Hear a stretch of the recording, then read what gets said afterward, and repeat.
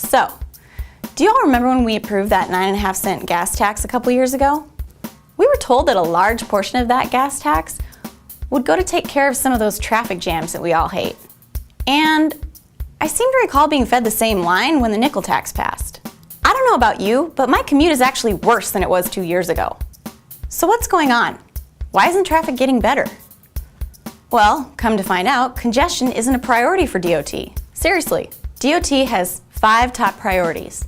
They include things like safety, the environment, maintenance. Nobody's saying those things aren't important. But why do safety and congestion have to be mutually exclusive?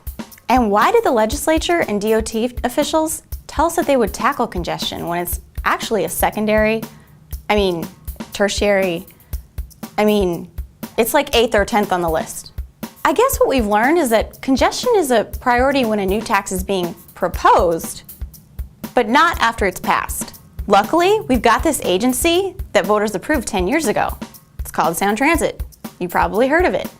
They're the ones creating that big light rail line that everyone's talking about. Only problem is, they're 10 years behind schedule. I know. On top of that, it's costing billions more than they said it would. Billions. On top of that, they want to take 2 lanes out of I-90 to build light rail across Lake Washington.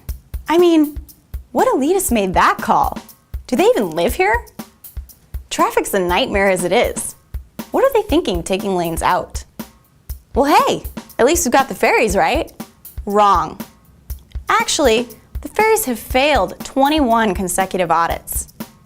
That means last year's audit said the exact same thing as the audit 20 years ago in 1986.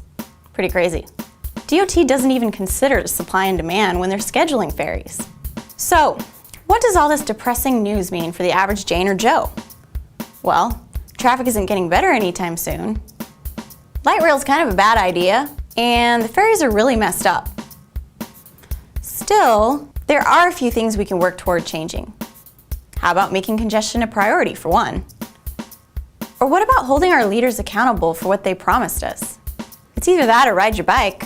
Try doing that and picking up groceries.